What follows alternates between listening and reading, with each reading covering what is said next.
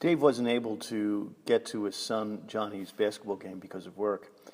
And just as he was getting ready to leave work, he did get a phone call from Johnny's coach. Dave and Coach B had been longtime friends. "I had to call you to tell you how great Johnny played tonight."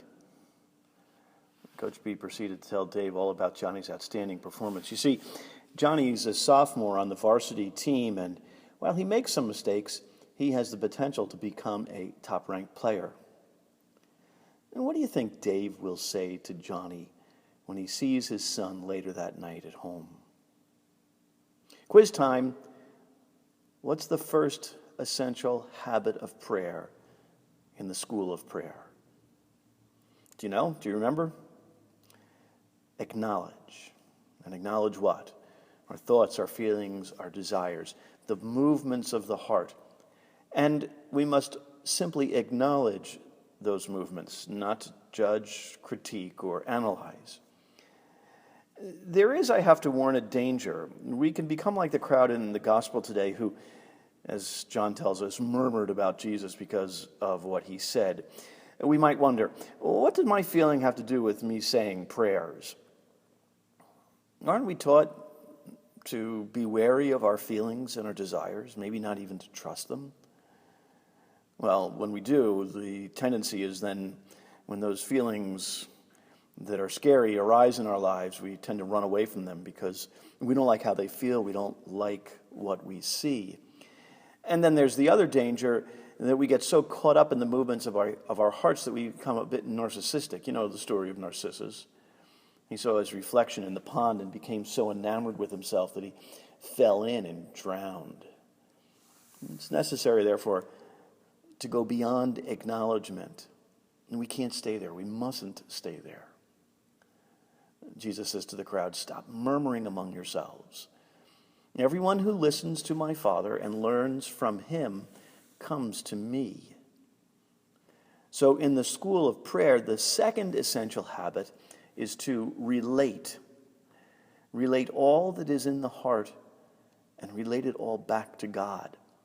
We must take all that's in our hearts to him. We must entrust our hearts to God. So go back to that opening story. What do you think Dave said to Johnny? Do you think he might have said, "I heard you had a great game. Way to go"? Or might he have said, "So tell me about your game. How well did you play?" If you chose the second, you understand the need to relate.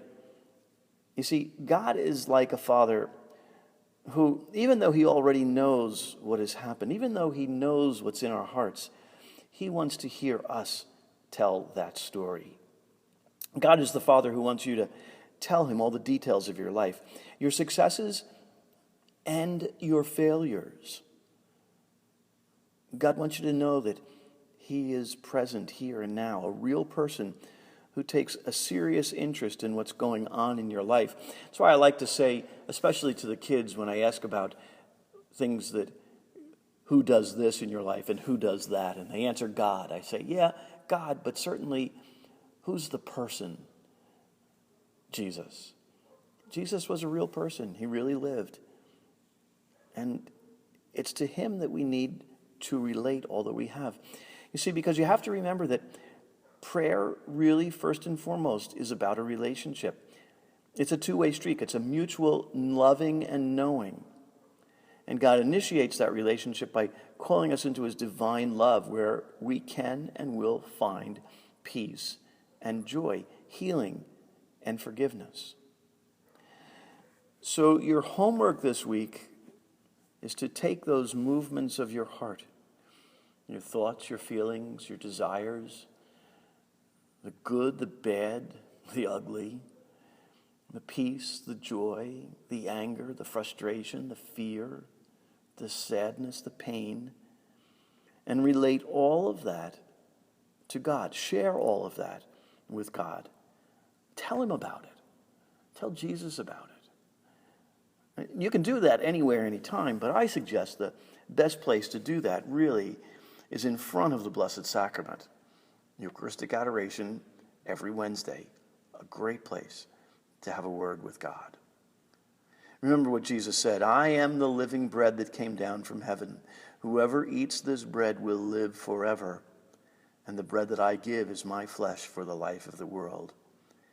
He really is present here with us, and he wants to hear your story. Don't forget, quiz next week.